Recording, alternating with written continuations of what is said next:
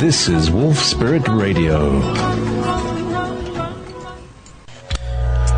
Welcome to Ever Beyond on Wolf Spirit Radio.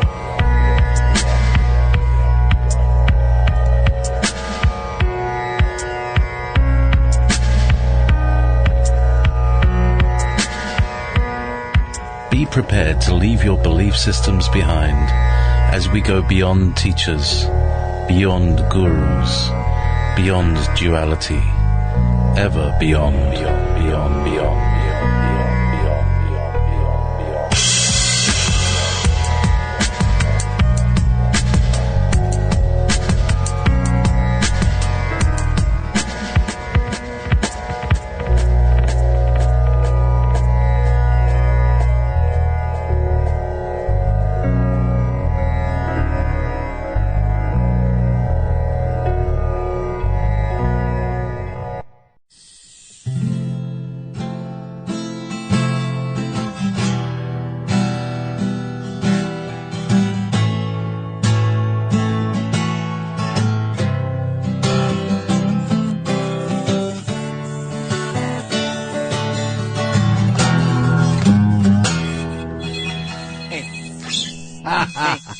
That I'm on.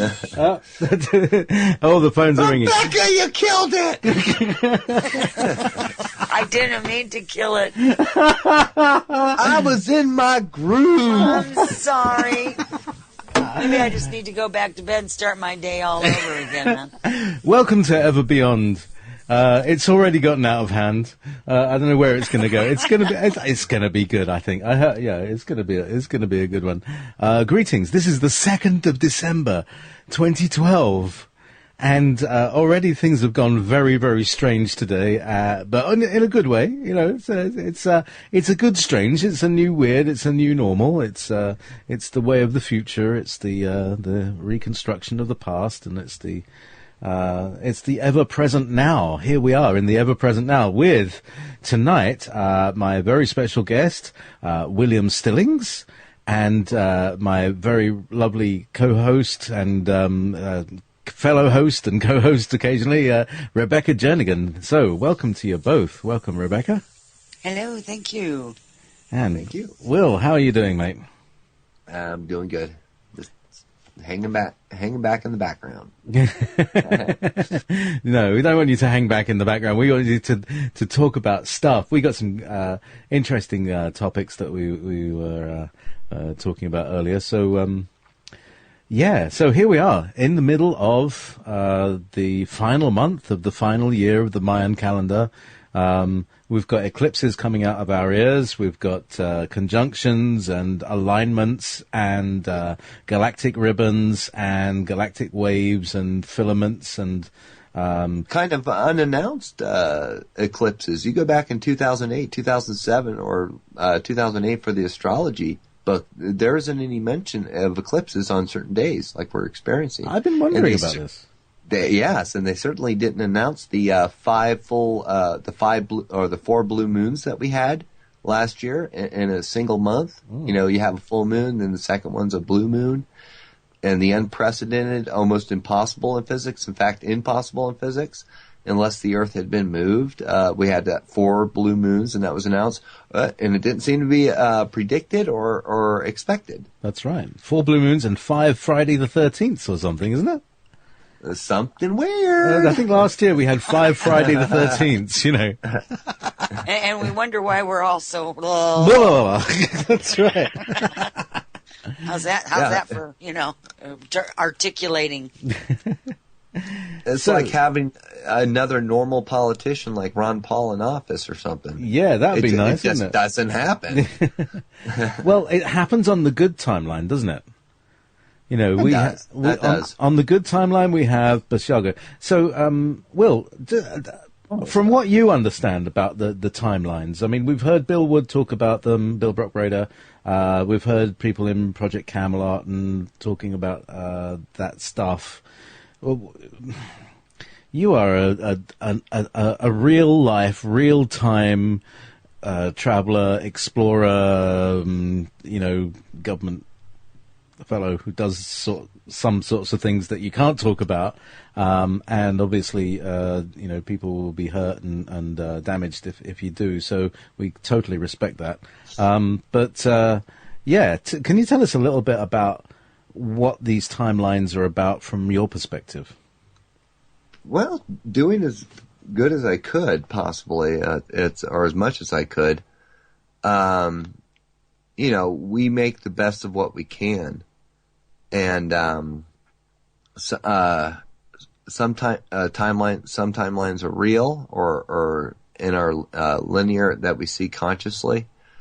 Some are having to be forced timelines based on a real timeline. Example would be World Trade Center. There was a timeline where I saw I got the visual was just reminded me, it's just unbelievable. I mean, it was where there was a great earthquake in L.A. and I mean buildings had moved incredibly, large movement, and another timeline was, and this was, unless I got it wrong, the year. I think I got the date right. In fact, the date was pointed out as correct, but I hadn't asked the year, and I was just thinking that the year was on the previous discussion. And there was supposed to be an asteroid that was a meteor that was supposed to hit off of Catalina, and that was I think that's actually that might actually have been my misinterpretation. That might be coming up. That's been danced around a little bit. There have been advertisements that a meteor's coming close, and then there was nothing more heard of or said. Fukushima, I think what you're, for what we've come out with and come forward with, I honestly haven't shown 1/10 of what I've written. Things come to pass, and I'm not situated to be able to incur all the chaos that would follow through, and it wouldn't serve any purpose anyways, because it would just drive people up a wall, and not much they can do about it anyways.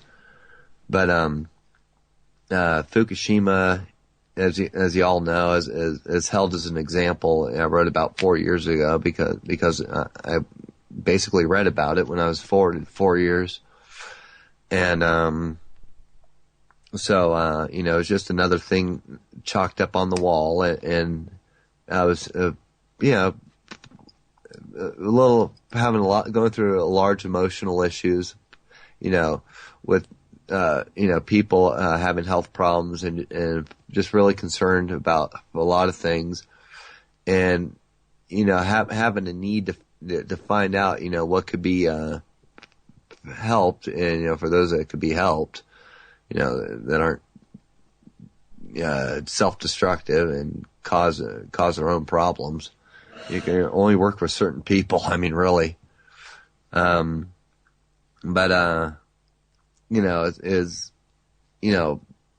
out what was coming up and what was going on, like anybody else would want to find out. And basically, the answer was that the radiation was used predominantly by other entities or agencies or whatever, corporations, to be used to hide certain things, that most of those things didn't really come forth. So, for what people were going to incur, and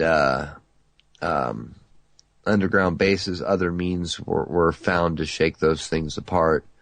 And the radiation aspect of having a nuclear reactor continuously spew out something that in forensics could be used to detect a 2-day isotope, say,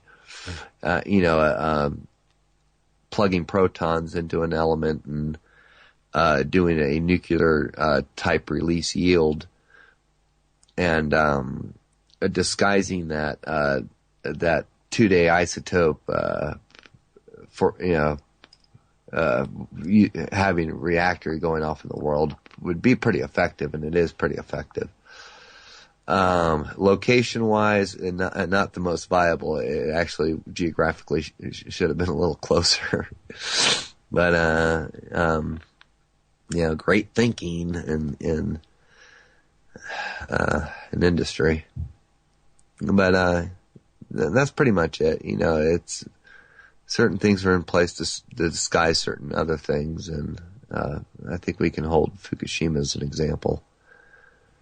So yeah, that's so reading between. There's a lot of lines to read between there, Will. So thank you for that encoded. There's a lot of information in that encoding. Little zip files for those who have the password, and so basically what you're saying is that there are well, say back in the 60s when they were first experimenting, they would send people forward in time. And forward up. Did they know about 2012 then? Was that something that was? Oh, I don't targeted? know. I have no idea, no clue. Uh-huh. I'm getting feedback. All right. I don't have any idea really. I don't think I think it was up until 68 they got an idea on a few things. About 72, 73 Andrew Basiago statements, which are factual. And in 78 was a very main period where people were being forwarded. This I know for a fact. There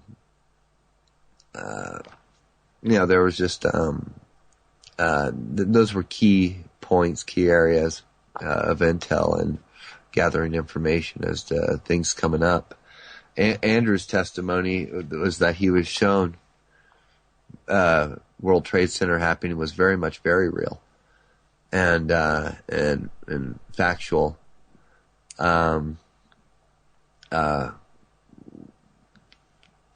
of the things that they were actually doing at World Trade Center, the original timeline was the plane had flown in and was really a terrorist act, of course, whether it was prompted by agency, as it was. Nonetheless, a plane had flown in. The timeline from what I've gathered, I don't know whether to believe or not, but I think this is true, is that actually there was a movie made on it, and that they intercepted the plane by teleporting it before it struck the plane, and before it struck the building, it never struck the building. They realized they screwed up the timeline doing that. And bottom line is they had to artificially simulate that timeline, which is fine, sort of, on the point of view. Oh my God! So hang on a second, Will. Let me just pick that apart. What you just said. Pick apart. All right. So there was the original timeline that would have happened normally had nobody messed about with the timelines. Yeah. Right. And yes. On that timeline, there was a terrorist attack in 2001, September 11. Yeah, where a single plane struck a building. And the single plane struck a building, but it didn't make the buildings fall down. The tail was sticking out and da-da-da-da-da. Not very spectacular. Well, actually, not very on that traumatic. timeline, the original, or at least one of the timelines, the original ones, I get feedback again. Yeah. One of the original timelines was that that the building had to be disassembled because it was deemed condemned because it had shifted at the top a couple degrees, a few degrees. Yeah, it shifted out of specs, and it was basically over a 5-7 year period. It had to be disassembled, and so basically what they did, because all the horrible asbestos in it, and the horrible rentability of the World Trade Center, there wasn't 50% of it rented out in both buildings. They went ahead and knocked both of them down, and did a 3-for-1 service, 3 birds with one stone. People love it when I screw up phrases. People are like, "You're an idiot." All right. No, it was. They love their 2-for-1s and 3-for-1s and 4-for-1s. Yeah. So I mean, it was a game, from that perspective, a game for a game, and So, I mean, they basically knocked it down because of the asbestos in the building. That they were just a horrible real estate investment. And, I mean, that was one of the predominant reasons as to why, really. They built a great Freedom Tower. Yeah, and also, I mean, their modus operandi is to insure a building and then knock it down. Have somebody else knock it down for them, and then they collect on the insurance. And we know that Larry actually battled to have two policies paying out rather than just a single policy because he was attacked once. But no, he says there were two buildings attacked. Didn't say anything about Building 7, though, was it? Did he? Yeah. Yeah, quite a few buildings disappeared that day, apparently. Yes. So there's the space beam thing going on. Yeah. Oh, yeah. Tell us a little bit about that, because I know you mentioned this before, but... the Scalar weapon that was used. The electromagnetic wave tied to a time domain device. That's the one? That weapon is actually between Philippines and Guam, and I've given the coordinates before. The coordinates are 20.423 plus 136.076. Latitude 20.423, longitude 136.076. And those devices, those coils, or that device, both of them, one's a negative crossover, used as a negative crossover section. That device goes 80 kilometers down into the Earth, and those two devices are separated at certain degrees, even though it's inverted, are separated by 0.81 kilometer apart. Very specifically reasoned as indicative of a gravity wave. So that's an 800 wavelength meter, 800 meter wavelength kind of thing. Yeah. I mean, or quarter wave or something like that. You're dealing with half and half wave or half wavelength or full wavelength, whatever. It's going to be too much to go into it. It's pretty much just basic. Why was there 80 microns dust size at the event? Well, as indicative of a gravitational wave, 8 hertz, 7.4 hertz. That's why the dust was the size that it was. That there was basically what they did is one of the far left. If you're looking at it, with north being north, the left one was wave guided or bounced off a round vehicle or a platform or a satellite, whatever. You think that most of our satellites actually could stay stationary, non-equatorial, because they have a gravity generator in them. But for the most part, imagine a round vehicle either, get this in physics, not bending at 90 degrees, which kind of does and doesn't happen. Round vehicles don't do a 90-degree turn; they do 245s. It's just the physics of round vehicles. They can project gravity and do a bend. We've seen some of that in space with some of the shuttle footage. But basically, bottom line is, they bend at 45 again, and bounce it over to World Trade Center and put one of those waves or those fields right down the middle of World Trade Center. And what they did with the negative crossover section is they basically teleported a wave. And this actually goes back to my suggestions back in the 80s, and this is actually very true, is can you teleport a wave? And it just went ominously very quiet. And yeah. So hang on a second. I'm just going to pause this one again. You can teleport a beam, a wave. Yeah, you are teleported in a wave, and a wave can be teleported. So what they did with the negative crossover section, yes. Wow. So they had like, I mean, if I'm imagining like the big room in Stargate, and they got the Stargate open, and then they're sending a gravity wave through that, a scalar wave. A scalar wave, yeah. That is going through that is being. Wow. I mean, who's going to believe this? Yeah. Yeah, and that's why there's that hexagonal or octagonal shaped. Is actually 10-sided device on that barge in the from World Trade Center, and that's why it's scattered to the cars. Wow. So this is they teleported that in. This is the barge that Muggsy saw. Yeah. Yes. He said it had a pyramid on it. Well, it was kind of like an octagonal shaped, and that was a teleporter. And basically, they're using it as a multi-role, chronovizing the event for posterity. And what they basically did was that's why people couldn't understand that mysterious extra camera angle, which kind of elevated and went up very fast, too fast for a helicopter, and was absolute perfect clarity, was because it was a chronovized event, recorded history.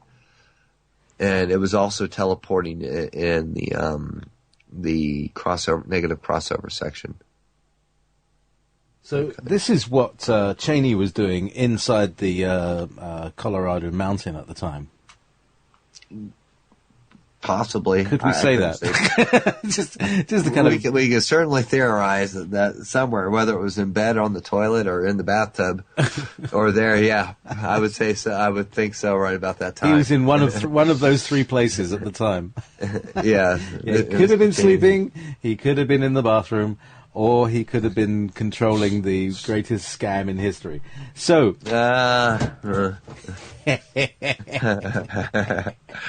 It was, Donald Rumsfeld, they gave him a very late, oh, by the way, your side of the building is going to be hit tomorrow in 18 hours.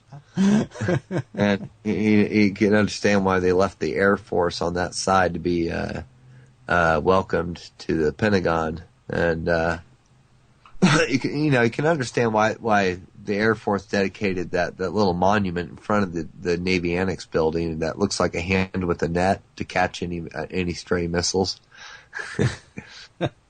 Why they erected that? Oh, the sense of Does that humor kind of make sick, sense? It is. Such a sick sense of humor. Oh, a bunch of funny guys in agency. Funny guys, yes. Funny guys. Funny humorous. Hey, Rebecca, how you doing? Hanging in there, just paying attention to the conversation, man. Yeah. This is ground control to Major Tom. So I have a question for Go ahead. you. You were talking about all these, the original question from JP was about the different timelines and about this whole 2012 event. And, of course, then we got into the 9/11 kind of a thing.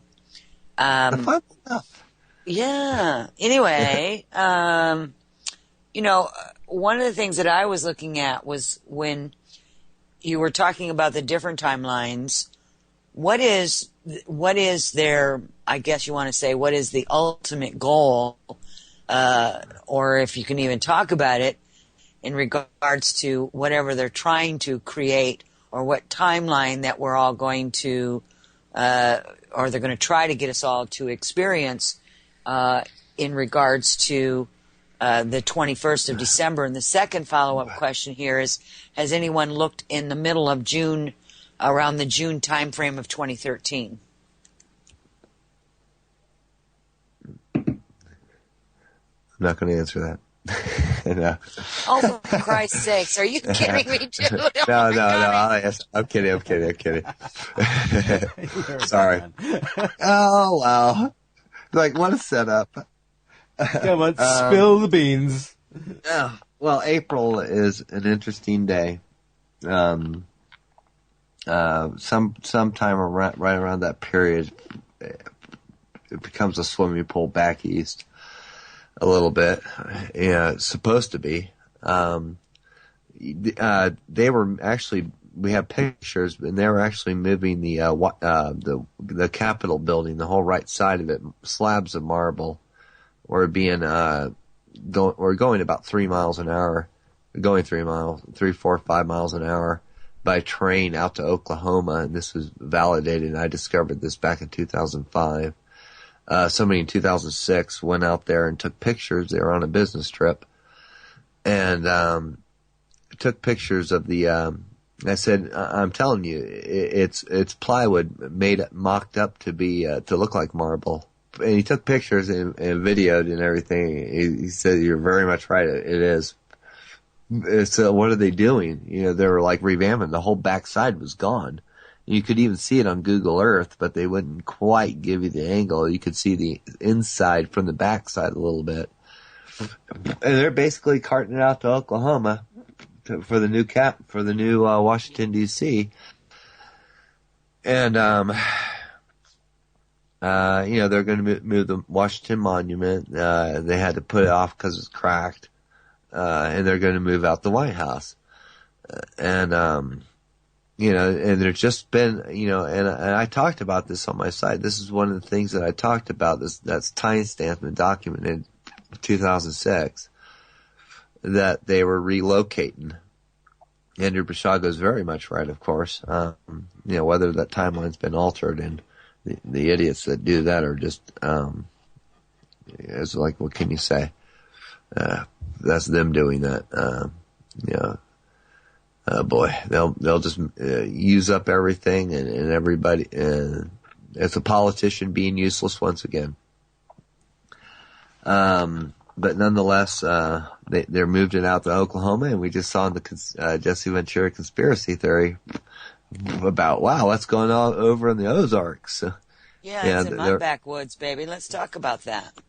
Let's go there. Let's do. Let's go Ozark. Let's go to the Ozarks.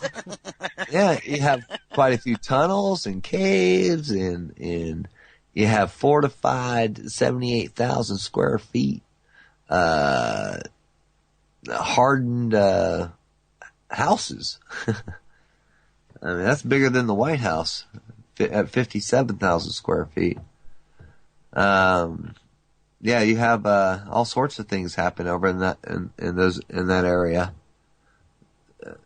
The middle of the United States, where not much of the cataclysm's going to really affect, except for a couple preliminary shakings, a little bit of liquefaction, D.C. underwater. Back in the 80s, Washington D.C. was documented as being 30 feet above sea level. It is now officially 30 feet below sea level.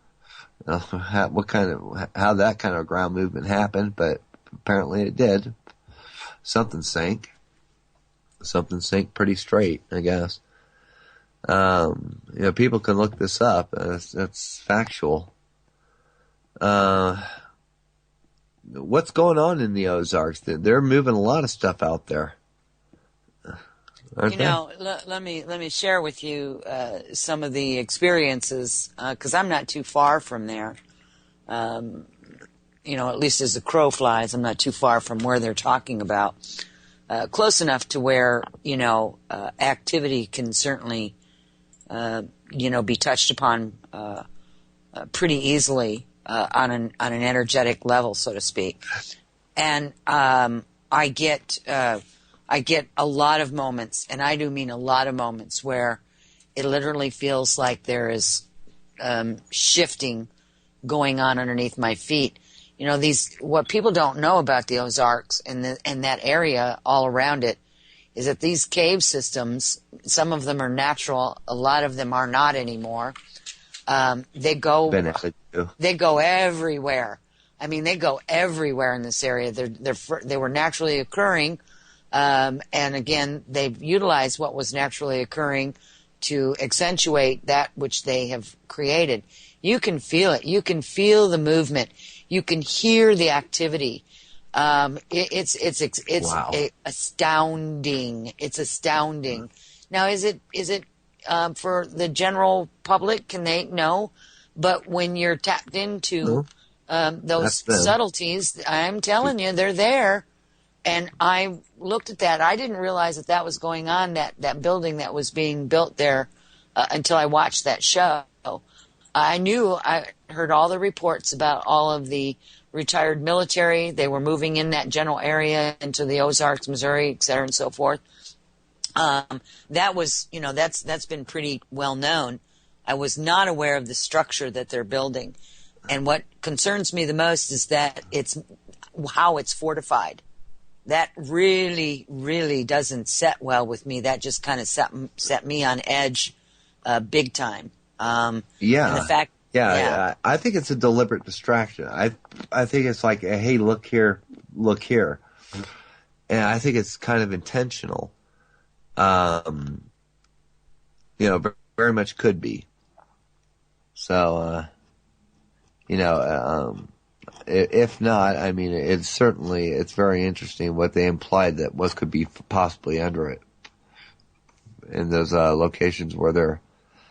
One of the things they didn't mention was that they also have every original non-GMO seed in there too. That's kind of selective, isn't it? You thinking? Yeah. Yeah. Yeah. I don't know what gave you that idea, man. Well, I'm kind of sitting here like, hey, I'm a pretty good worker. Nobody's freaking... I love the Ozarks. Hey, Rebecca. That's we'll go cave strolling. Yeah, the caves are beautiful down there. I mean, really, for all the natural ones, God, they're beautiful. They're stunning. Ohio too. Ohio's beautiful. Yes. A lot of stuff that people don't even recognize what's going on in the United States. We know more about what goes on in the rest of the world than we do right here in the United States, which I've always found oddly curious. Oh, yeah. David Bowie trying to give some messages too. Life on Mars and blah, blah, blah. Mm-hmm. All sorts of little hints. JP? Yes. That's a promo. You have that guitar. Sounds like a cue for a song. Cue. What we're going to do is like instead of having my regular break where I play a song, I was going to sing a song. I was going to sing Space Oddity, which I practiced earlier actually on the live online open mic. So this might be a possibility. Votes in the chat rooms, okay? Anybody wants to hear me sing Space Oddity, vote in the chat room. Anybody who doesn't want to sing to me, shout loudly in the chat room and I'll not do it. I'll play David Bowie. Anyway, so yes, greetings and welcome to. There's a few more people just arrived. I'm speaking with Rebecca Jernigan and William Stillings, and we are really going. I mean, you two. There's a particular energy about this because you two both represent excellence on like one side of the brain. Right, Rebecca, you pick up your right brain. You vision and you see and you travel in the realms and you're connected in with the universal consciousness. William, Mr. Seriously left brain with actually quite a lot of right brain as well. Actually loads of brain. Yeah, I'm Sagittarius Capricorn. I'm emotional and good with money. It's slightly quirky. Very quirky. I am December 22nd. I am cusp. Oh, you are. It's your birthday. You're a cosmic baby. What? Yes. You're a cosmic baby. Well, most, you have a lot of astrologers and stuff, and for people that don't know, my birthday is indicative of a gravity generator. 12, you take 12, 22, 32 equals 66, as in a 12-phase motor or a gravity generator. My birthday is 12, 22, 66. I'm proton positioned. Rather sexy. I'm good at parties. I was born back east, Virginia Navy Hospital at 1:16 a.m., December 22nd, 1966. Back in the 60s, a Sagittarius was on the 22nd. In 1974, they changed it to Capricorn. So, a little goatish. But either way, 3-hour difference, California, back east, Virginia, 1:16, that would put me back at 10 o'clock, California. So either way, I am a Sagittarius Capricorn. I'm a funny guy, and I'm almost sensible. Love you. And you have this lovely secondary complete randomness. It's very charming. It's very charming, you know. And people, that's been written off socially awkward by a few people in the past. So. Socially awkward. Freaking critics. Yeah, I know, but you know, I've been there. What's the site? What is the chat site that we're on? I want to promo plug sites. Well, we've got 2 chat rooms. We've got the one at Ever Beyond and one at Wolf Spirit. So all right. So which one you on? Ever Beyond? Yeah, you can go to everbeyond.info. You're going to hear. Here we go. Watch out! Yeah, Watch out, guys! I can't. Well, I can't even coordinate that. I can't even bring it up. This is good. I knew this was going to be like the most random show. Here we go. We have Rebecca here, 1, 2, 3, and there's William at 1, 2, 5, and there's me at 1, 2, 3, and like each of us have our own brand of random zaniness. And so with the 3 of us in this like monkeys, congealed clustered freaks. Congealed clustered. I think it's great. We're fine. Yeah. Just talk about the very realism of what goes on in industry, what's really there. My name's actually on the thing. That's too cool. All right, clicking radio show, going to chat. It's there. Oh, there's people. Oh, wow. There's people. Hi. Go with temporary name. William. There we go. The Freak. William the Freak. Well, here we go. There he is. Yes. So you are obviously going to hear a time difference from that point where I went, yes, that's when William the Freak type that in. So there you go. Already did that. So that's brilliant. So meanwhile, on Focus. If we could possibly, we would talk about timelines, because this is something that Rebecca does in her work, which is she allows people access to their own timelines in the past in order to heal them, which has real effects in the time. For instance, if you had some kind of disagreement with somebody in a past life, and you go back and heal that timeline, and you bring understanding and forgiveness into it, then when you meet that person in our present timeline, they'll have a different attitude towards you than they did before. It's very interesting.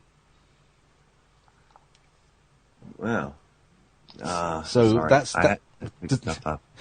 Sorry, Will, say? Oh, I had to retrieve something. Okay. Yeah, there's a lot of good ways of doing things, a lot of good technique. But I'm going to stay off the. Can we cover astrology? Because one of the things that I was wanting to talk about is back when we were talking about the 9/11 timeline, the original organic clean one. Let's say, that was going to happen, and that was coronavirused, that was then messed about with. First of all, so there's a timeline where they put a portal there. Yes. And then there's another timeline that they overlaid on top of that, which is the one that we experienced. Is that all, or are there more? Well, I'm sure there's setting in a foundation aspect, I'm sure, or physics, but they really don't have too much control over it. Hence, we saw the one with the holograms and round vehicles hologramming, and being attached to an aircraft, the aircraft going in and the round vehicle coming out the other end. With a partial hologram intact or in place. When that round vehicle, that military craft, which is basically a mercury plasma gravity generator, puts itself in a higher energy state. So basically, if it comes into contact with steel, that steel is going to do what the Scalar device did and just reduce it to basically to power constituents and send some of it to a time domain. It's just going to dissociate in every way. And the higher energy state craft goes through, unseen, unimpeded, yeah. So what you're saying is that a round vehicle that's got a mercury-powered gravity generator, if it goes into a building, it would slice that building in two. Is that right? It wouldn't. It wouldn't crash into the building. The building would. It would never. It would never come into contact with the vehicle. It's the same thing as when aircraft used to accidentally fly into round vehicles in midair, and the aircraft would be there wouldn't be any wreckage. There would just be like it just gone. They couldn't find the other part of the wing or what part of the field it hit. It's one of the reasons why you never run up to a round vehicle until it's on the ground. All right. Until it's Okay. That's good advice. Brothers and sisters, I don't know if you were listening, but if you see a round vehicle, if it's still hovering, it means the plasma generator's running and you would disassociate, yeah? Yeah, it's a higher energy state field. Mm-hmm. It's in a field, and it's like running up to the power line. Basically.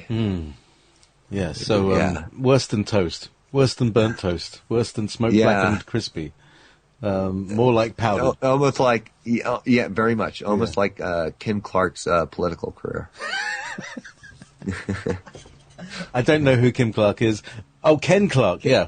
So, yeah, Ken Clark. Kenneth Clark. Ken Clark. That's the problem. He's not a it's a long story.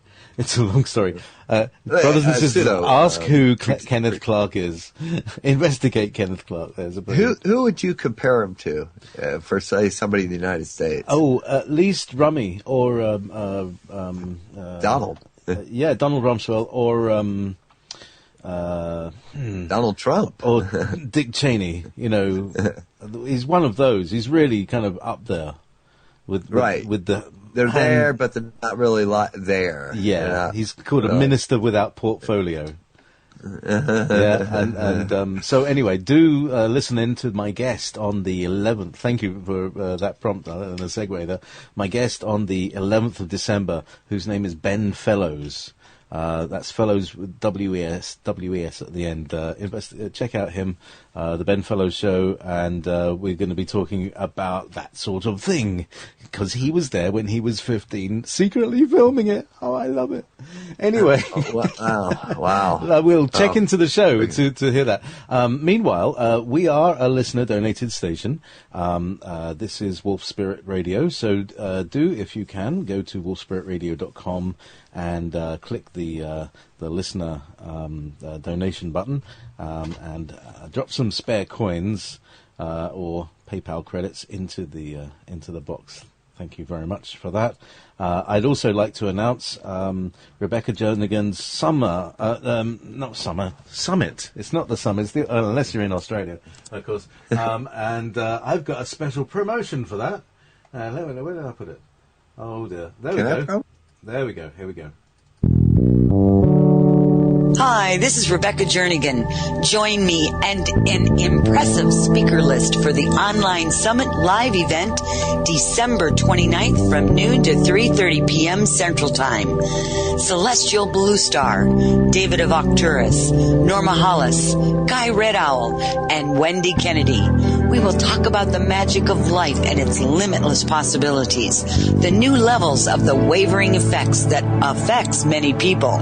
We encourage you during the question and answer session to be actively involved by presenting the questions that you may not have been able to find answers to. So much information to be shared in this awesome event.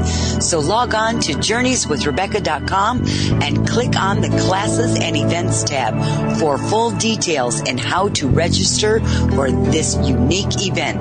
That's journeyswithrebecca.com. This is Wolf Spirit Radio. This is Ever Beyond. And so that was a promotion for the 29th of December this year. If it ever arrives, do come along. It's going to be really cosmic. That sounds awesome. You have a lineup there. That's beautiful. Yeah. Rebecca's good. She brings people together. This is her, it's her sole job, you know.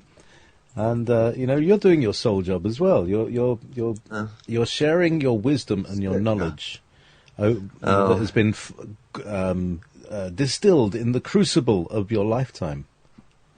That's Rebecca's definitely on the right track spiritually, and to get people active in their own lives and to make it through. Yep. It's I just wish I'm just not spiritually at peace right now. I mean, it's really a very difficult era time right now. Yeah. I try to be there for it. It's not the greatest. Some of it's a good feeling. Some of it's not the greatest feeling. Yeah. Yeah. There's a lot of grittiness that you have to deal with, because, the energy of when people criticize, can be very damaging to a secondary soul. To other people, it's like water off a duck's back, but to you, it's not that you take things personally, you just feel everything. Spirit. You're sensitive in your soul here. No, spirit. So I'm talking with Will Stillings and Rebecca Jernigan, and where were we? We were. Don't stand next to a UFO, a military UFO. Actually, does that work for the other ones? No. Do the real extraterrestrial ones you can go up to, or is it best to stand back until they've landed? You very much intuitively not to. I mean, you're mellowed out in the presence of a gravity generator. Whether it's a gray mellowing you down. I mean, it's just when teleporting, you just kind of have a natural instinctual need to kind of separate for yourself from people physically. Standing in the elevator, we just kind of stood naturally apart. Just kind of just don't know why. You just tend not to. Yeah, you have a comfort zone sense. Yeah. I mean, it's in an energized state. I mean, the round vehicles, grays, military might possibly be a little bit more congenial. They seem to have to deliberately extend that field out or go in a higher energy state for the amount of energy that's stored in whatever they're going through. Nothing will mess you like the U.S. military. That's right. That's at a light. Really, that I think is just the phrase of the day. At a light, good job. Nice one. She's great. Adelaide's from Australia. She's lovely. Most of the shills come. We won't say. No, that's but Maggie. She's not from Australia. She's from the States. But that's Maggie. Anyway. Yeah. As somebody from Australia, they would typically write, "The military isn't so bad. You should support them."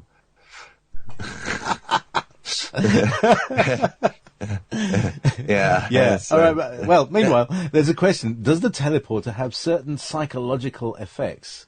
Now, this is very interesting because you've spoken about this before. Spiritual positives, yeah. Yeah. Can very much so. I mean, it could be a shitty ride. The 18-minute ride, I prepped, but, I kind of started getting a little worried at one point about a quarter of the way in on the trip because of such the long duration. I mean, it was one of my, really, really long. It exceeded 4 minutes, which was really just a little too much, at first, which basically became second nature. Just, I evolved into it very quickly, or just adjusted very quickly. It's getting to Mars, first time there, I got a headache. Second time, no. Third time, no, not at all. Mm-hmm. And it's not quite 12,000 foot, but it's damn close. But the atmosphere on Mars is very much like the atmospheric pressure is about 12,000 foot altitude. The oxygen level is about 14,000 foot altitude, and that's about the best comparative you'll get. You're there about 15 minutes. First time you're going to get a headache. You're going to be very tired. You're not going to, you're definitely not going to be running any marathons anyways when you step out. Sounds like me at 600 feet. Yeah. Anyway, yeah. So it's not completely congenial for human, just about. Yeah, it's tolerable. Yeah. There's a little bit more. There's a slight more CO2, less oxygen, higher altitude. A couple of gases and stuff. Not exactly the healthiest environment, especially for ultraviolet and what you get from the sun. People tend to cover themselves when they technically stay on the shadowed side of craters because it's more congenial to do so.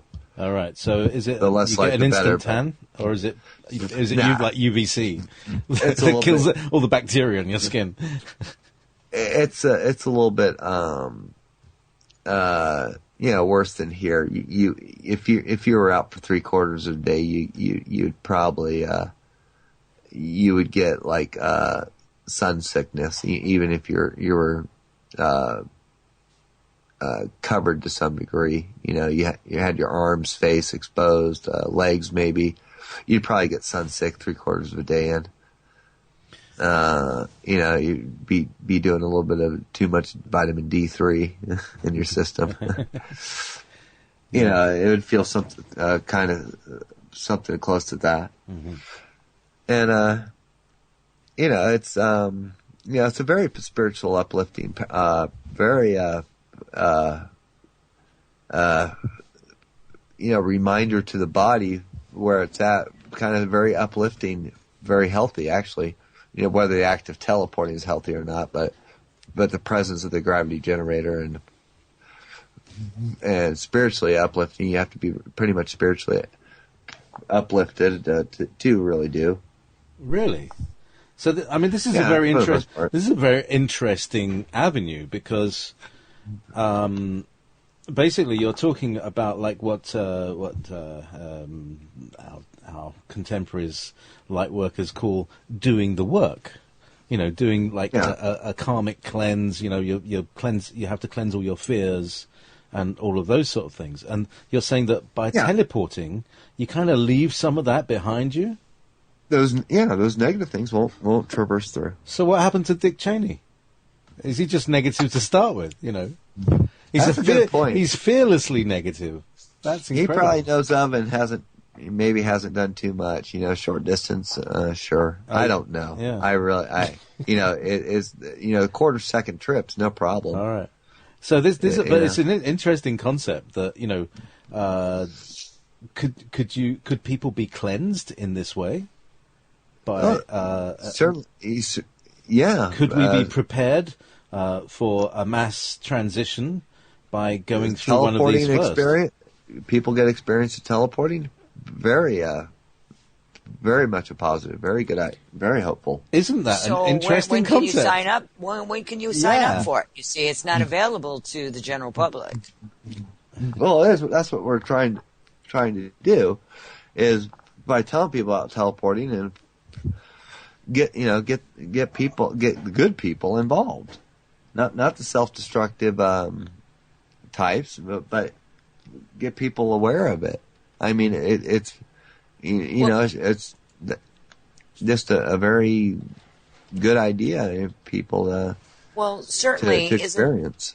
Isn't if we've got agencies and government agencies and organizations creating teleporters, certainly we also have people in the private sector doing the same thing. We've got just as many geniuses in the private sector as we do in the other sectors, whether they be, yeah.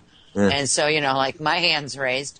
But, hello, the private sector out there, there you go, right? We should, we should all go to, maybe I'll meet up in El Segundo CIA office and protest. We need to use a teleporter. Well, I'll have signs. Well, but I don't think they fucking like that one. I like that one. Well, I got a question for you. They say that, and I don't know who they are. Okay, let me reframe that.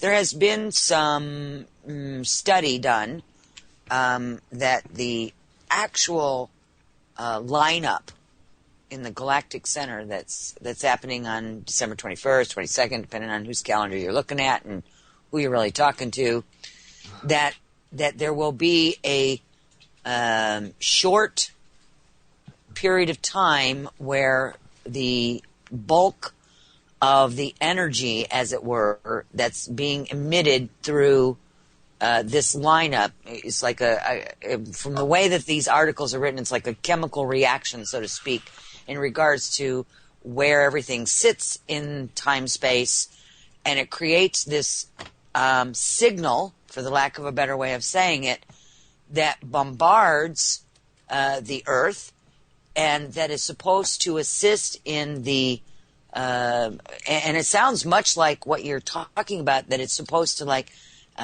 give people a feeling of euphoria. It awakens their consciousness. Now, there'll be many that, matter of fact, probably most, that after this kind of window, so to speak, that when it peaks, that they will have this kind of state of euphoria and a higher level of awareness. But as the days go on, if they don't actively work at keeping that into their consciousness, then it kind of begins to fade away like a dream would.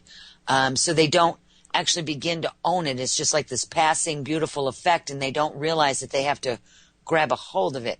So that's been some of the, I've gotten that from 3 different sources now, where that is what the event is actually supposed to represent. It's much like a spiritual cleansing, that it's like a reset for the individual humans, and how you gravitate towards that will be what you will continue to experience, and what you will it can make a permanent change, in other words, into the physical body, into the DNA structure of it, past the cellular level.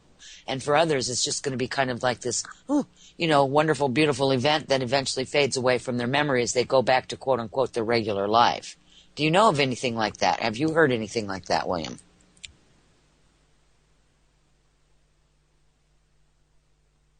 Yeah. Sorry, Rebecca. I was typing.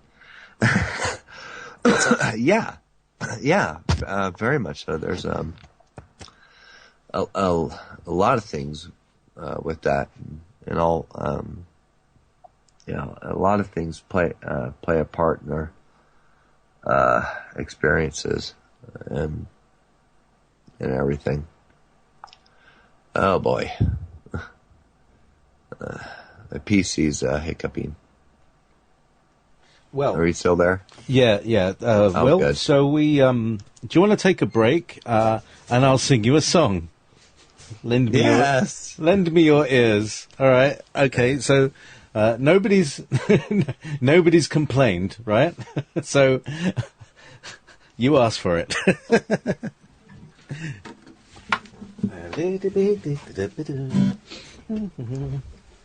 Okay, I'm going to mute you guys for a second, and I'm going to add some, there's a little bit of reverb. There we go.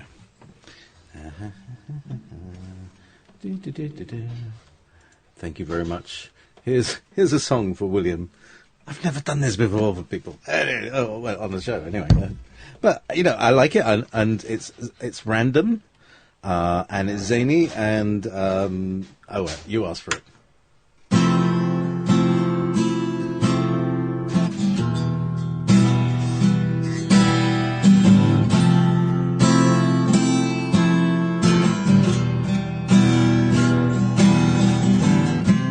Ground control to Major Tom. Ground control to Major Tom. Take your protein pills and put your helmet on. Ground control to Major Tom. Commencing countdown, engines on.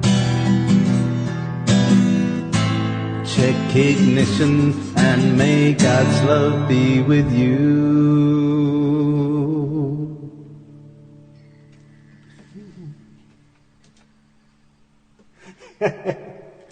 This is ground control to Major Tom.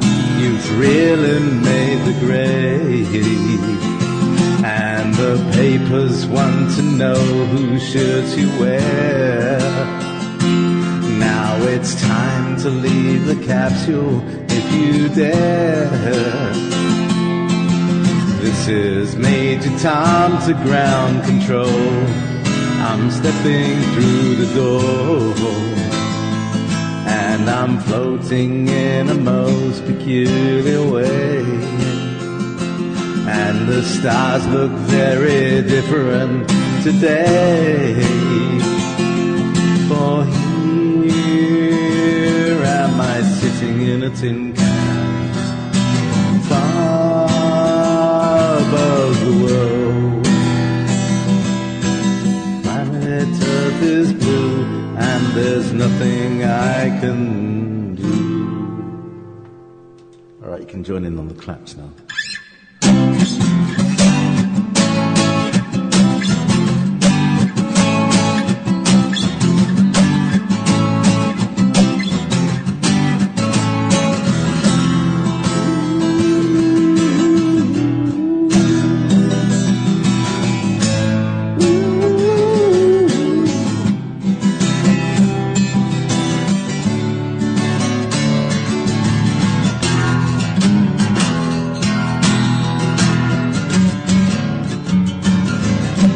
Past 100,000 miles, I'm feeling very still, and I think my spaceship knows which way to go. Tell my wife I love her very much, she knows. Ground control to Major Tom, your circuit's dead. There's something wrong when you hear me, Major Tom. Can you hear me, Major Tom? Can you hear me, Major Tom? Can you hear me, Major Tom? Can you hear? Am I floating round my tin can, far above the moon? Planet Earth is blue, and there's nothing I can do. Last time the clap thing.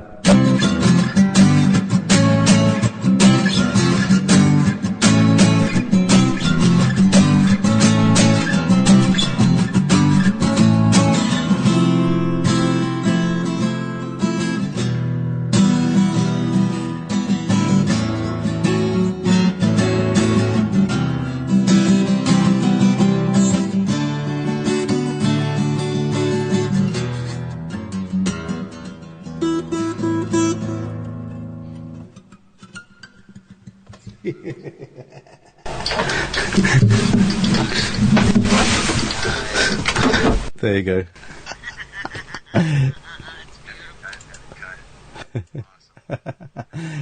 Thank you very much. Thank you very much. So, welcome back to probably the most bizarre ever Beyond yet. We're completely beyond imagination. Nobody could expect what happens.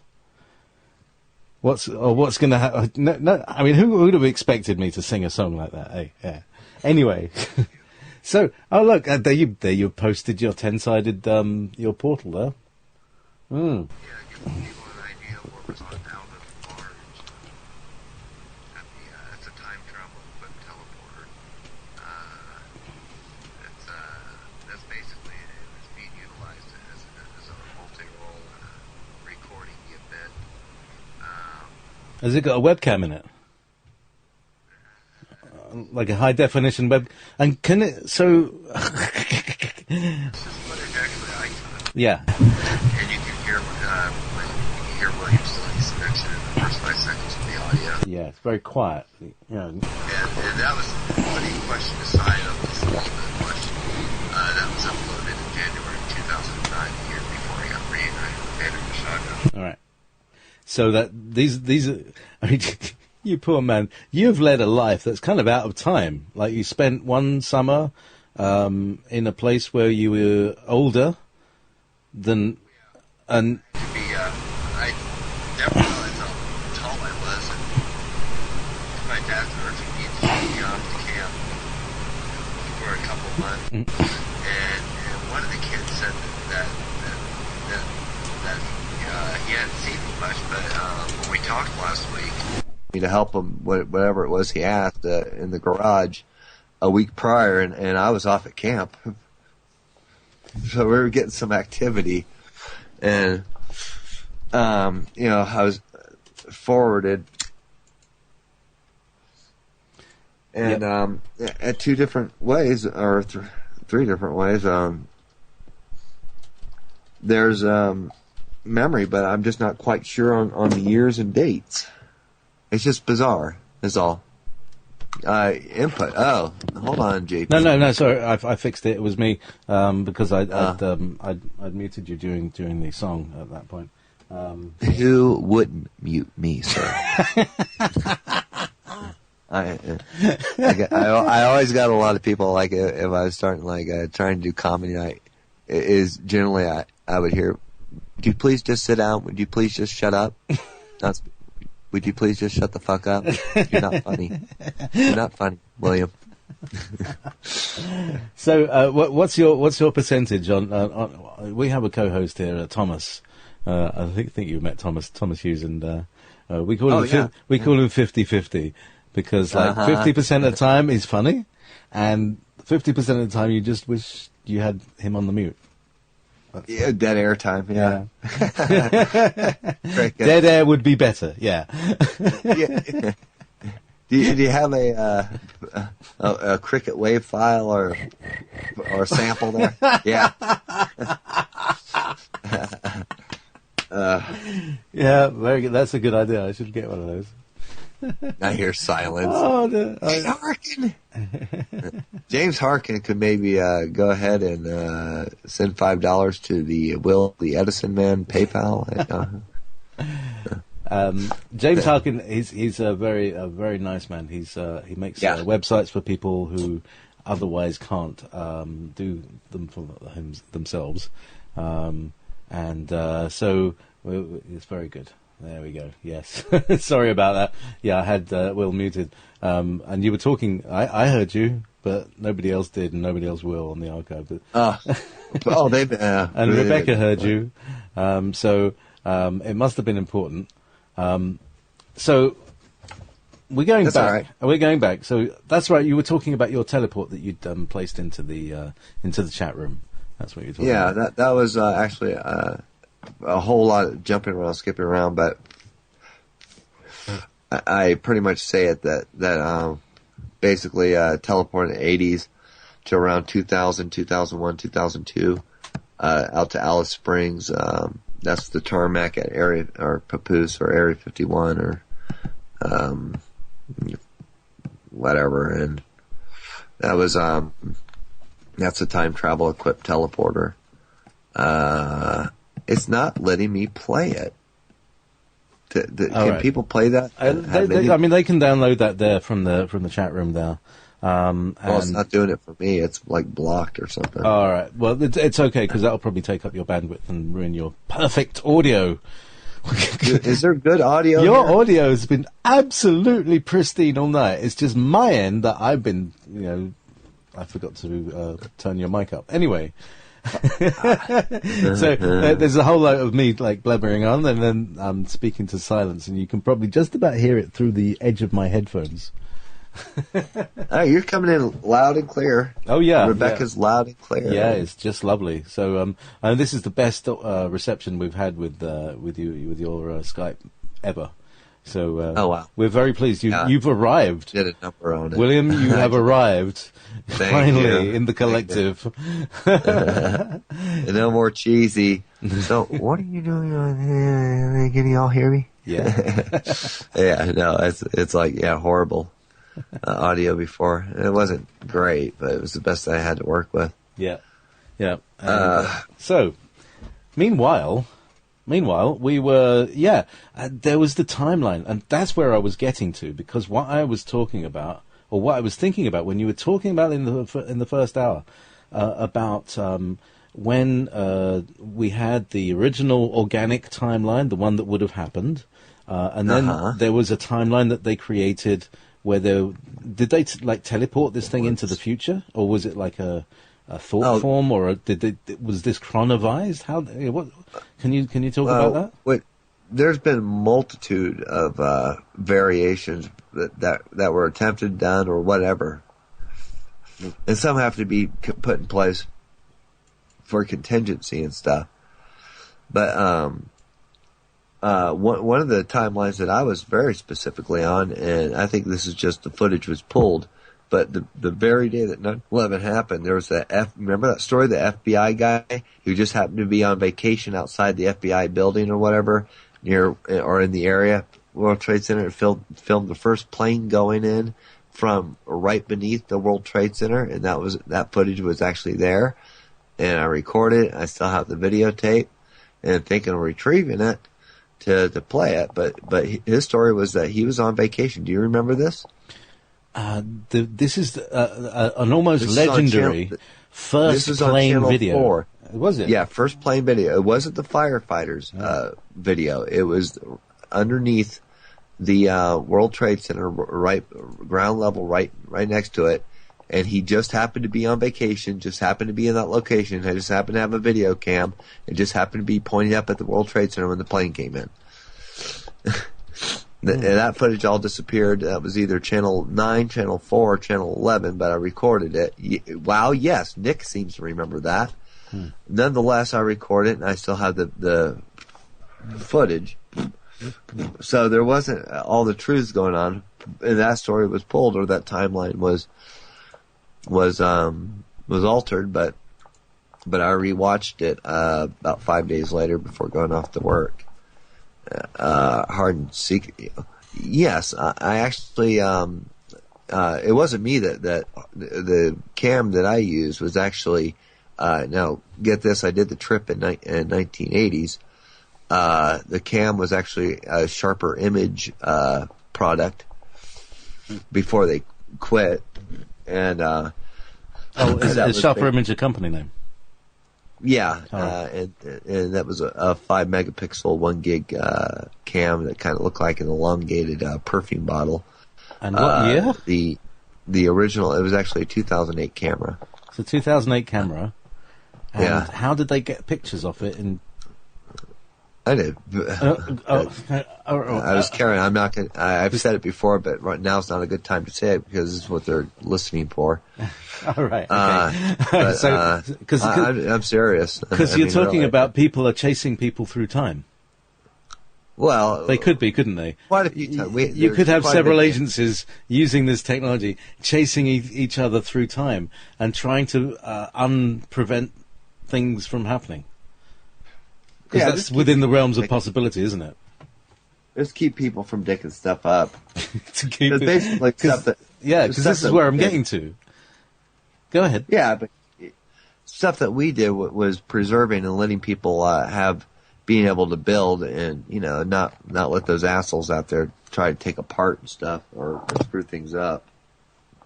Yeah, because really where I'm going to is getting to the idea that by doing this, by messing about with timelines, you create an awful lot of karma. I've created good stuff.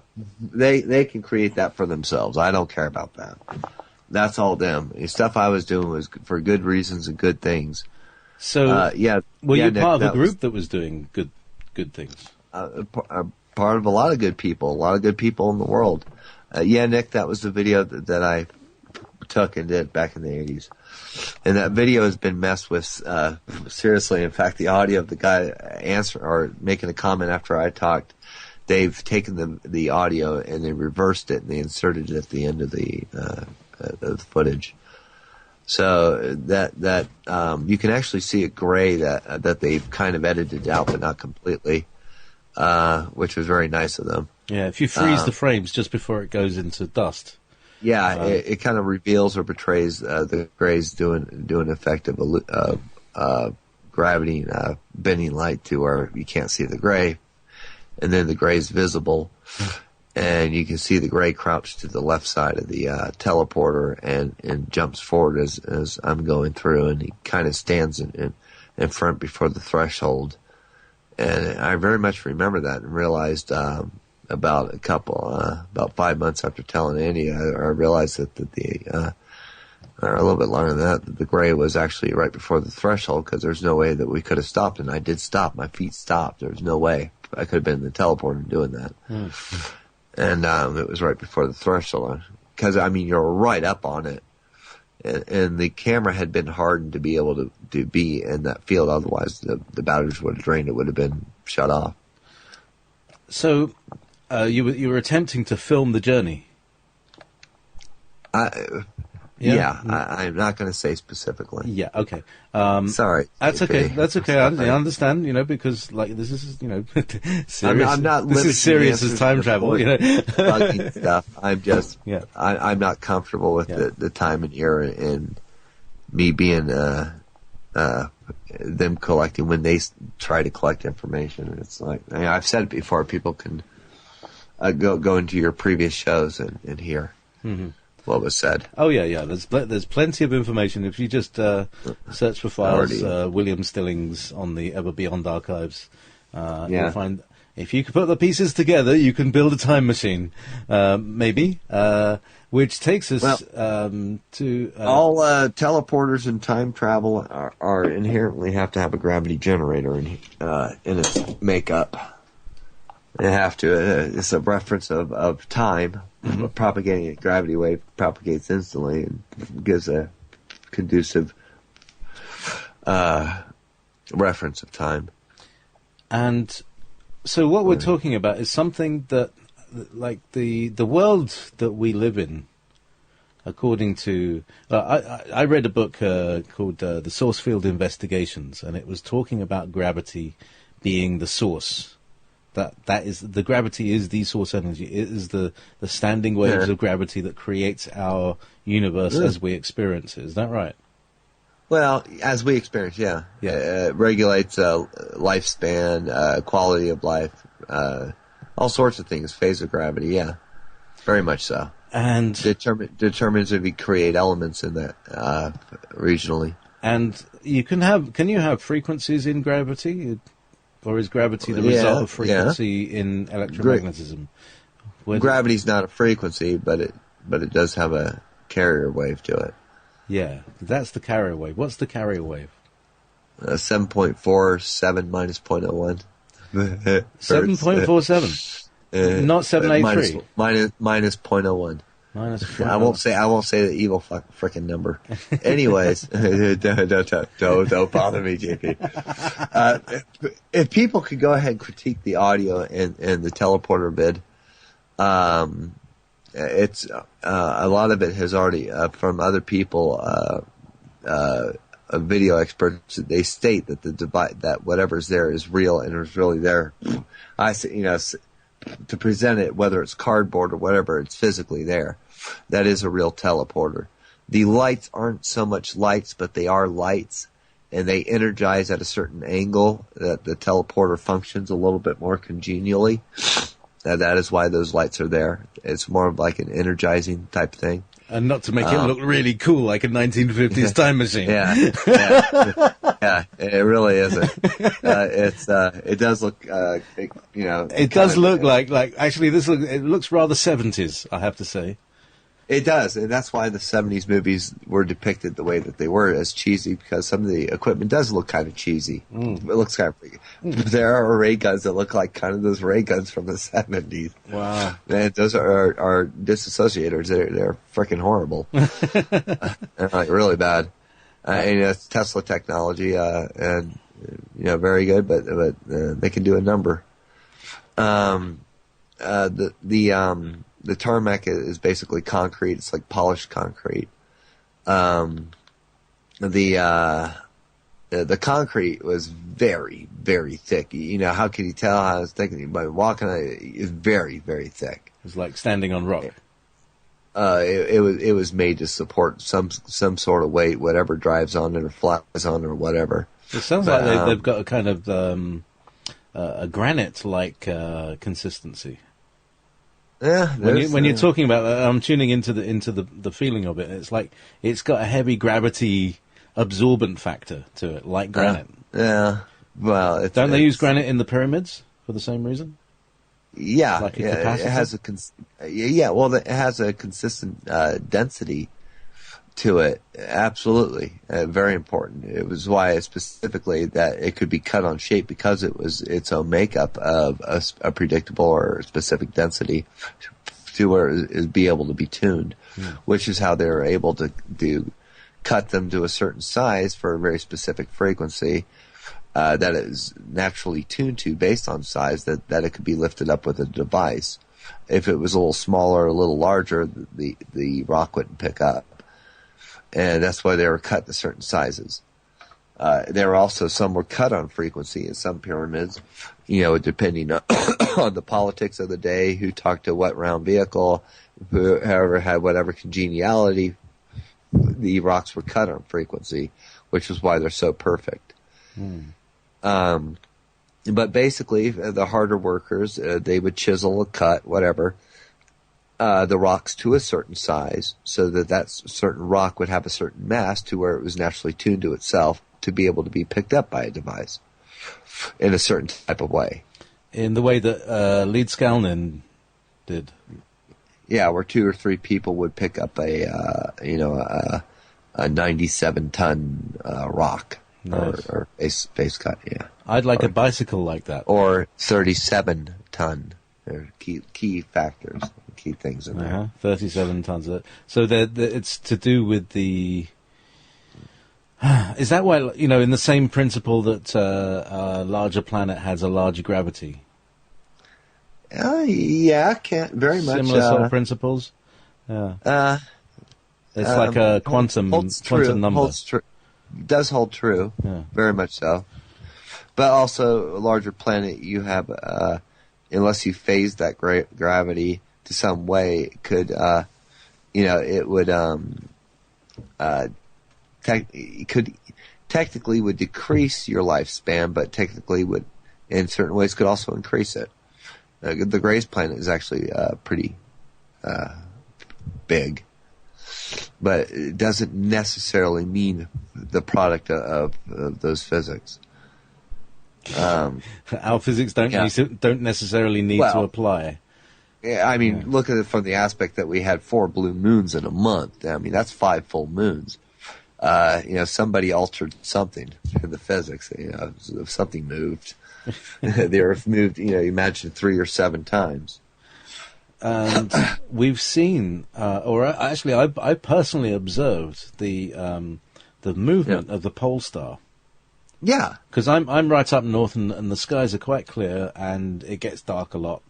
It shifted in a direction that where on physics wasn't possible to do so. Yeah, shouldn't have happened there. Shouldn't have been there. And then I see the moon, and the moon is at a funny angle, and it's back again. And it could go to the physics as to whether the sun did a 3/2 spin, rotation all of a sudden, or whether they switched the moon out and switched in the other one, laundered a few physics, or whether they canted the moon from 12 o'clock to 3 o'clock and then rotated the Earth, say 3 or 7 times, moved it back a season, moved it forward 3 seasons, whatever. They're messing with it. Those are little hints, people. Very specific hints. Yeah. One would do well to tune into this. Hey, Yeah, to those are read actually improve it. positive. We're going to go on YouTube. You know, we'll be doing this on YouTube, and I'll be uploading the archive to this. And Rebecca. So, Rebecca, I'm here. you humming away in the background. No, I just unplugged. You forgot the words. Rebecca's more into or more in tune to the positive outcomes that were intended and did very well. Was spinning the sun 3/2 spin and type of things, and moving the Earth through a massless state out of harm's way, stuck in another dimension or area of the galaxy momentarily where the stars didn't quite look the same and looked way different. We've had nights and days like that, or daytime and nighttime events like that where things were a little out of place. And those are actually for good things, not the fearmonger. Other people, there have been some effects which weren't congenial, and those were done with chemtrails and some other things. It was done good. I mean, there's positives on that. You have people on YouTube and whatever that fearmonger are on sites. We've seen that. Well, it's interesting that you're saying about the moon shifting in and out and that, because that's been noticed. One of my former guests from Information Generation days was Emily Windsor Cragg, who also claims to be illegitimate daughter of Edward VIII, and she does look, just looks like the Queen a bit. Oh, wow. But anyway, she's a Xerox engineer. And she has this first ray soul energy. It's very interesting. But she's got this. She's an imaging expert because she's been a Xerox engineer and trainer for many years, and so is able to tell stuff like color and enhance using a photocopier, enhance images and look at stuff. So she's been looking at the moon and saying there's something wrong with this, what's wrong with that, and looking at the sun and all of these things. And that brings us neatly to the subject of the Neulander. I find her. She's been kind of identified as a disruptor a little bit. Has she? All right. Well, that's always interesting. Yeah, I don't want to encourage. That's conversations go. It's bad enough with me, but conversations go a little nutty when I found her. So I kind of stave off from that. So, but the moon has canted. The moon had gone not rotated to where we're seeing like the opposite side so much, but where it's canted from 12 to 3 o'clock at certain days and certain times. About a year ago, I kind of stopped paying attention to it. Well, if people can send me funding, I could get. Are you there? I am. Yep. Yeah. I could get a little bit some of the projects done of that extracurricular stuff of being able. If it's, I personally think that it's already 2012 and there's not much point. Everybody goes forward. They see what's there. Things in place and stuff. But there's still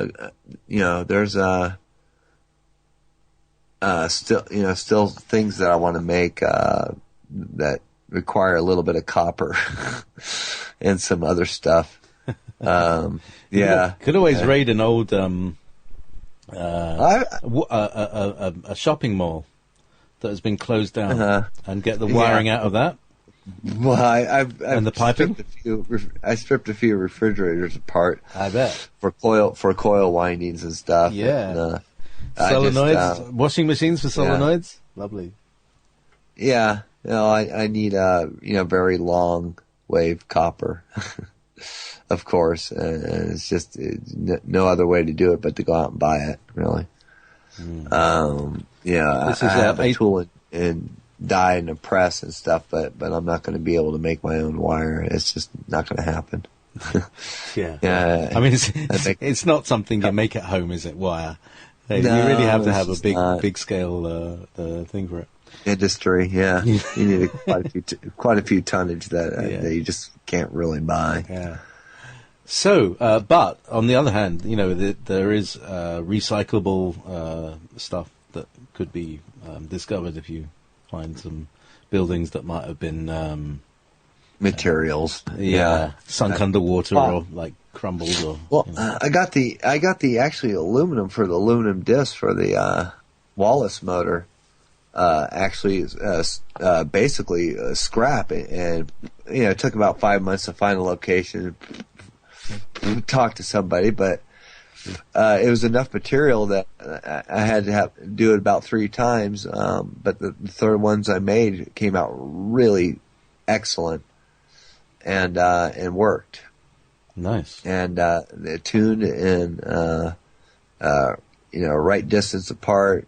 He did the .001 centimeter and right tune, excellent. I tuned it right. It was not temperaturally sensitive. It wasn't sensitive to temperature, and intrinsically spun at 3,000 RPM. Minus 1,000. But I'm a funny guy with sorry.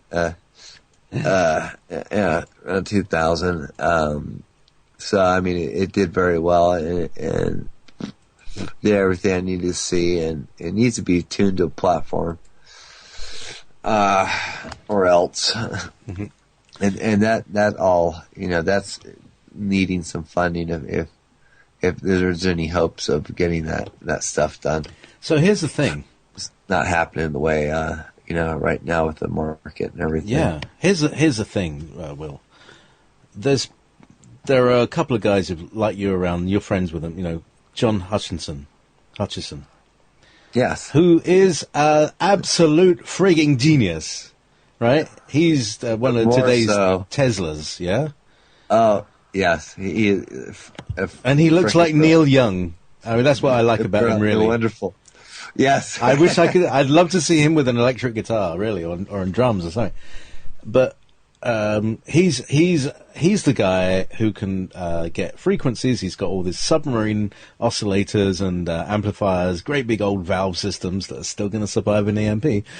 Great big old valve systems that will produce high frequencies at pretty high wattage. And he throws them through coils, and he melts steel like chocolate. It's incredible.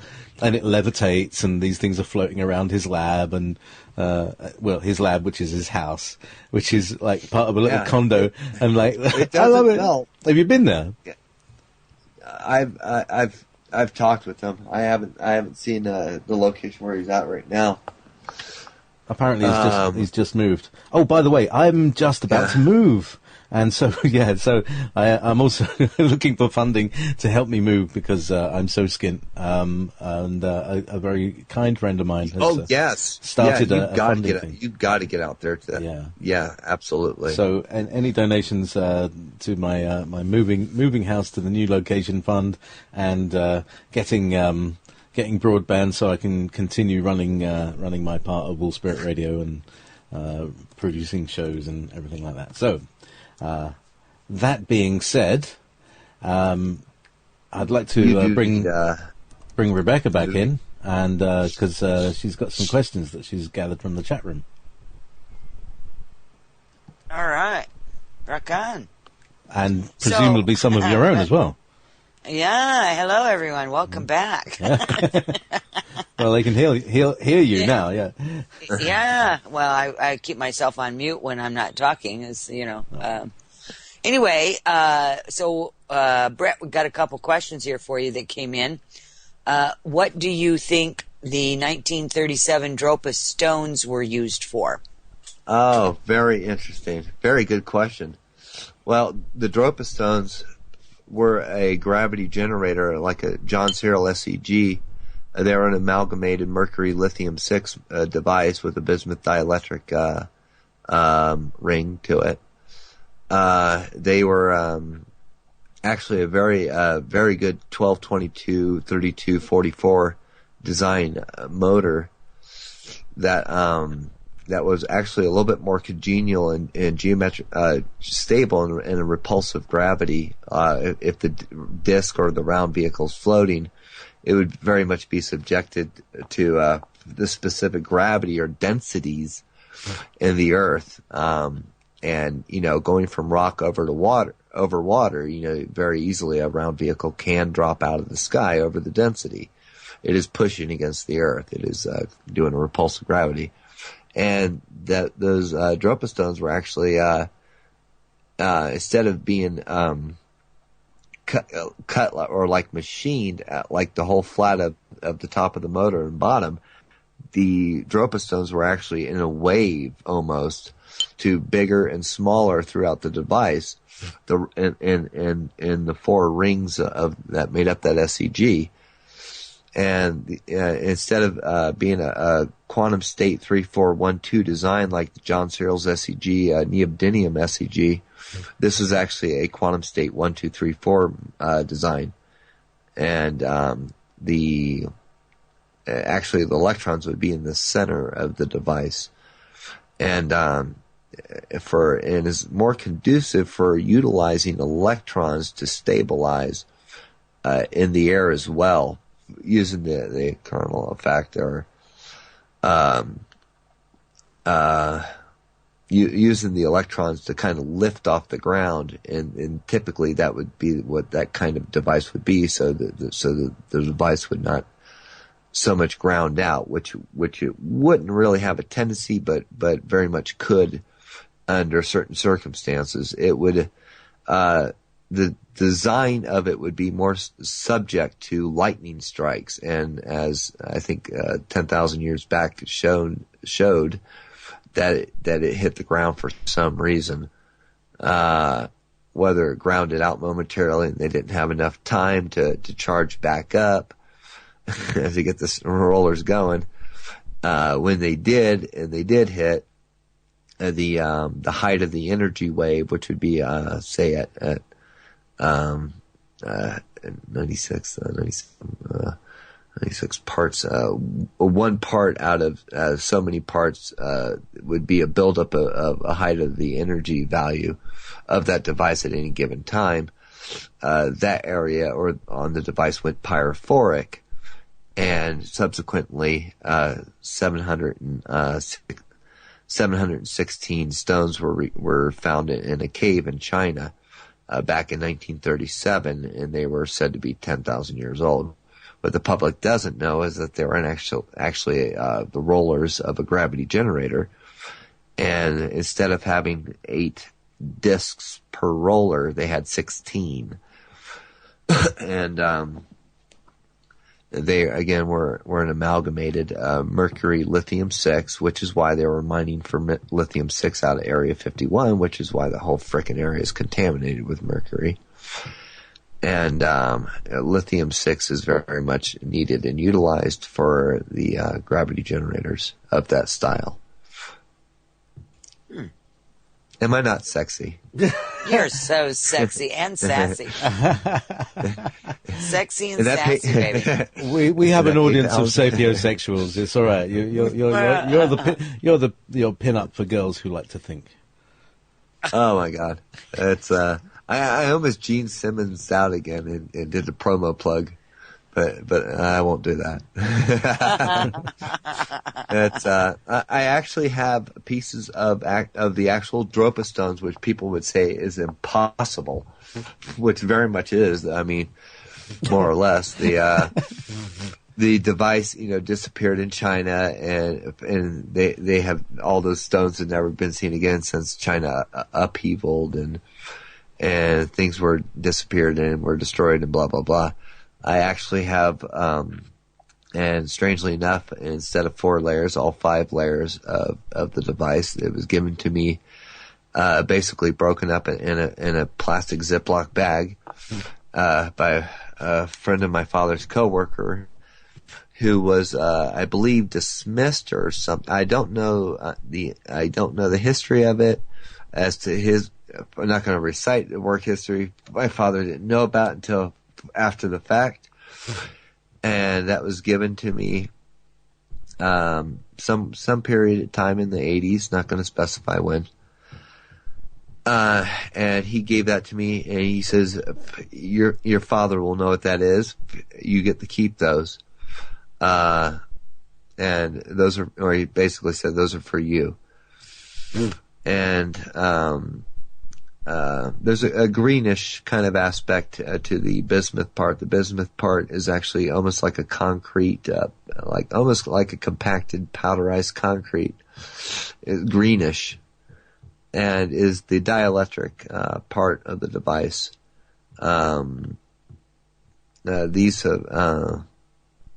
These have been tested, and whether people would say they're not the Dropa stones.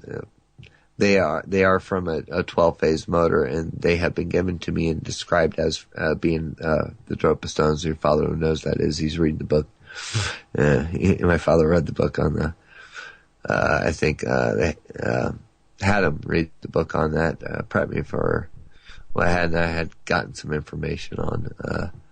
Growing up, which reflects what I've written about back in 2005, 2003, private writings, around 97. Things stopped around 97. I was interested, but more internally, wasn't as, just hard to describe. Would you say you had a bit of an awakening, really? Yeah, through a large, multiple times throughout my life, and always so, very much so. I'm just mentally not there for it right now. Yeah, but yeah. So would you say that there's a programming aspect that's there as well? Yes, and we're very aware of that. Yeah. That's fine. Yeah, yeah, and that is me. That's my makeup, and that's me. I know. That's actually a very good aspect, actually. Because it has enabled you to go really beyond where developmentally. I'm yes. sorry? Developmentally, yes. Yeah, in terms of like your consciousness, and that's had. It's almost like they've created something that can see right through them. Yeah. Yeah, I get uncomfortable analyzing. Yeah, because you've actually essentially got you're in a very powerful position. Well, yeah, we could talk about it. Yeah, kind of. We could talk about other people. Yeah, we could talk as it. Yeah, so other people are much less comfortable, much more comfortable to talk about. Yeah, I get you. But it's oh wait, hang on, we got more questions. That's what it was. How far are you moving? You're moving very far.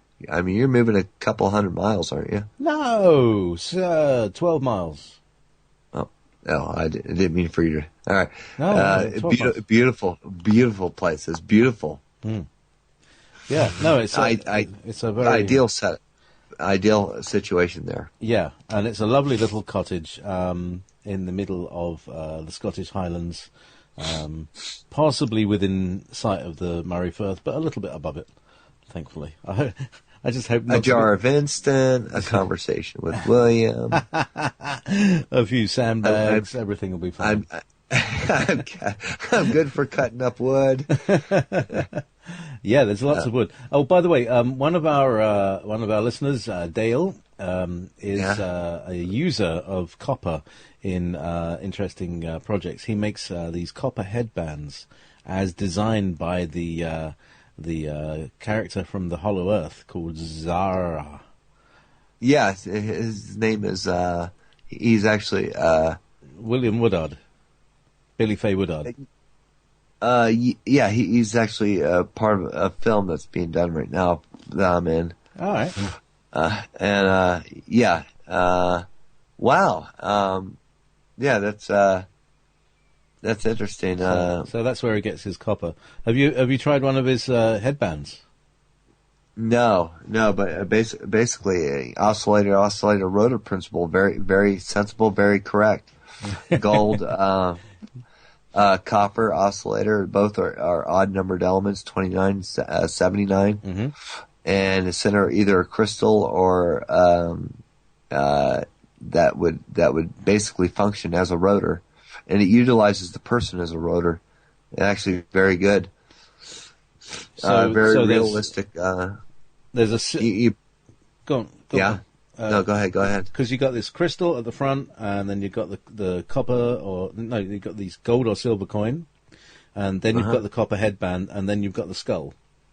So what's going on there? You're saying the oscillators, the crystal, and the human, yeah. Yeah. And the rotors are the other two. So how does that vibrate? How does that vibrate together? Well, basically, we're one of very few species in the multiverse universe that are even numbered element. We're carbon, iron, odd even numbered element 6, and most life in the universe multiverse is copper or an odd, not copper. The grays are copper, but are an odd numbered element. We are odds like even like odds. Oscillators, grays like rotors like oscillators. Hey, fuck's sake! Oh, there we go. Internet's fucking going wild. A quick Tourette's moment there. Sorry about that. Because that creates a lot of stress for you to talk about that, doesn't it? Sorry. Oh God, you're trying to kill me. Right, okay. All right. So no.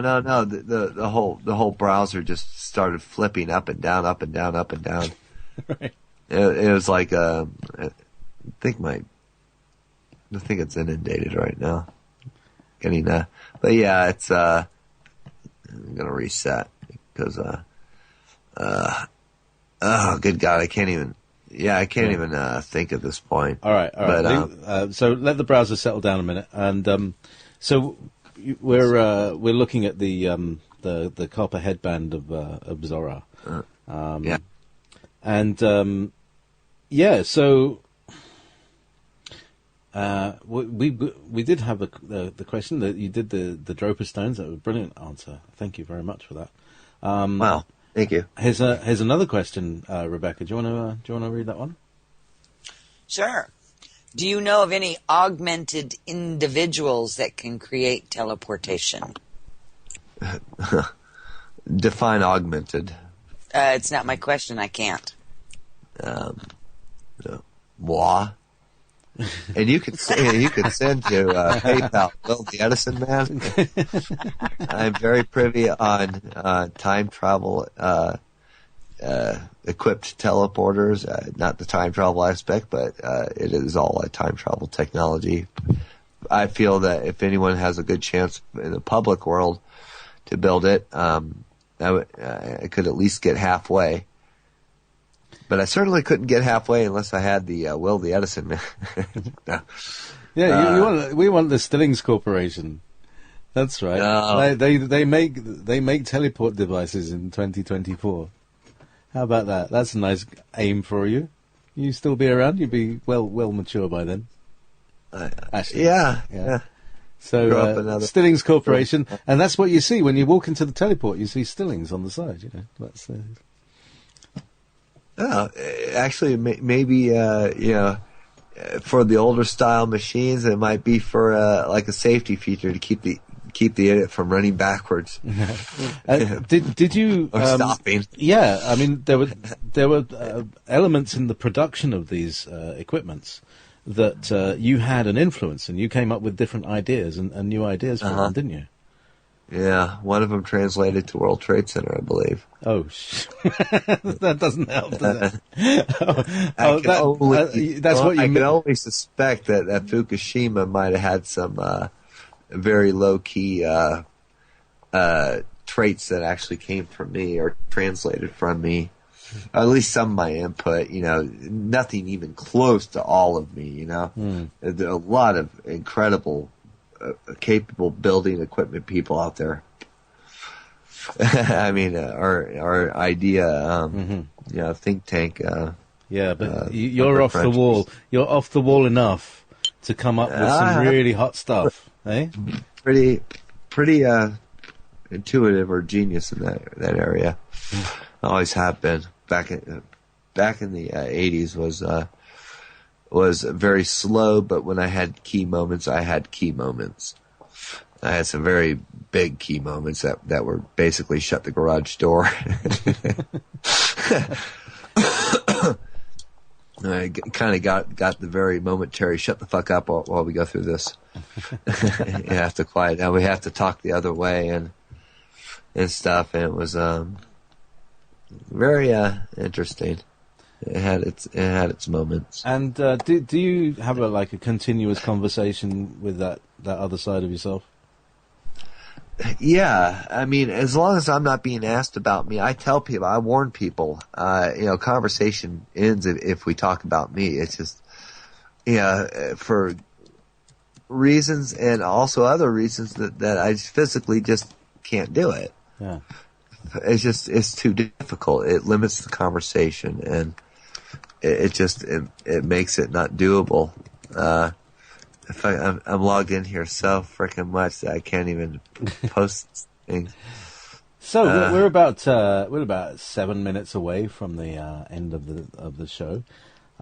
It's been a real. I mean, it has really been a trip through time, space, multiple dimensions. And I love talking physics with you and trying to understand you and what you know, because I believe that it's necessary for humanity, the rest of humanity, to know this stuff.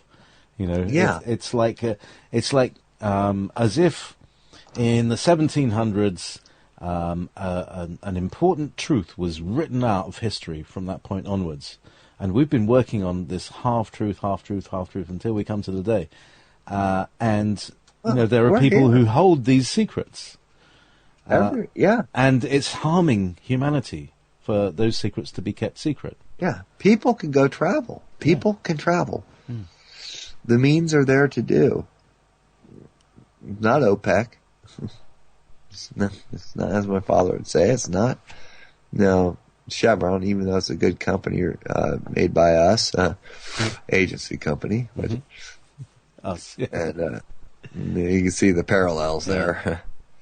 Actually, a lot of companies, 70% of the companies in the world were created and contrived by agency for funding for everything that we're doing, including New Age foundations.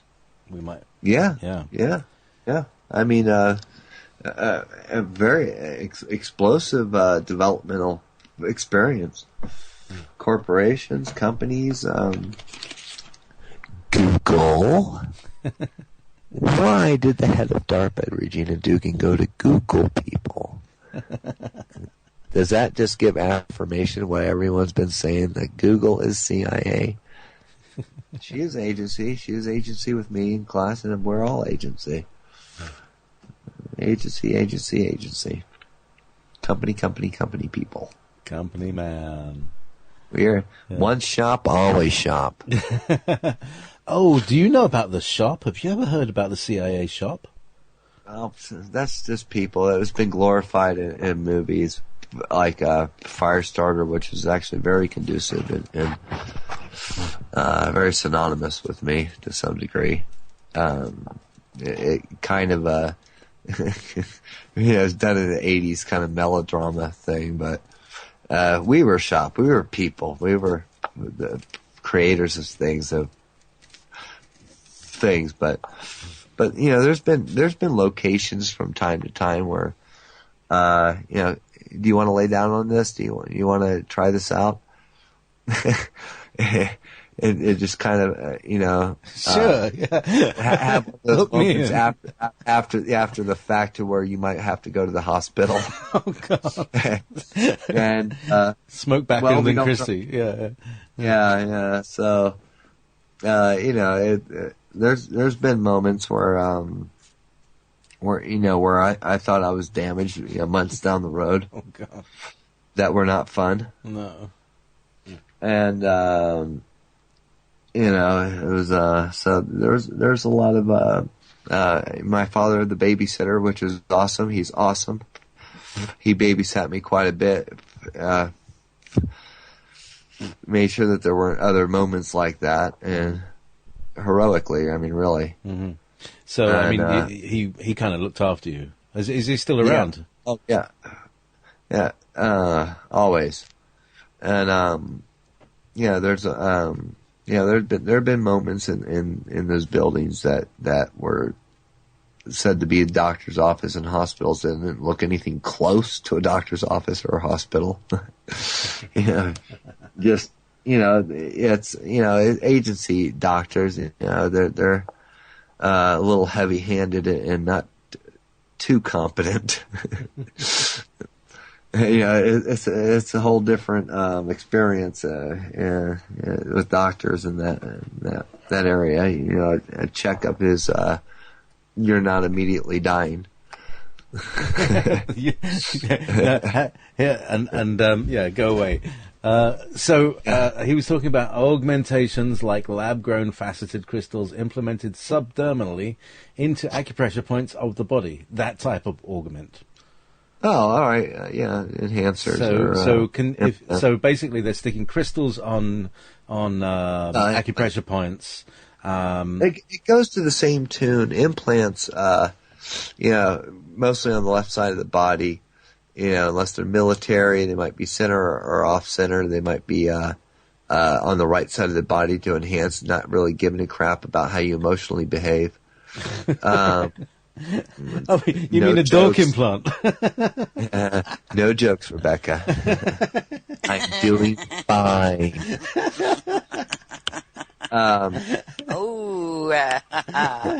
Well, those devices go to the same tune as chemtrails, gravity generators, the makeup of them, how elementally, anyways. All right. To the tune of oscillator, rotor, 2 odds, 1 even. Implants are generally about 10 odd numbered elements, 3 even numbered elements, so 13 elements, a majority gold, copper, bismuths, whatever.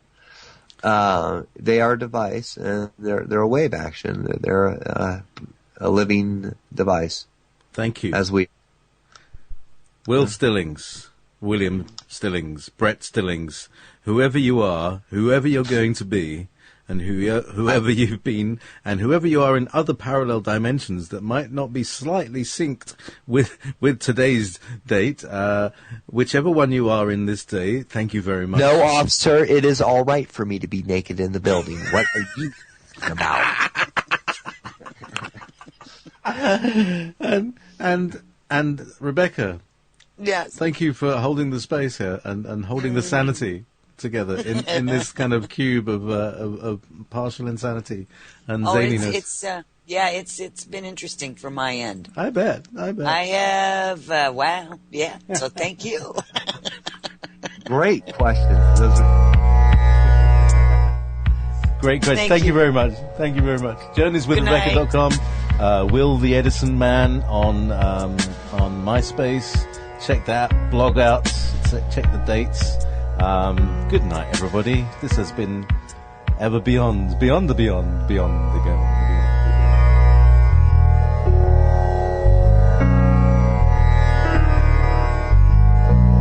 Beyond.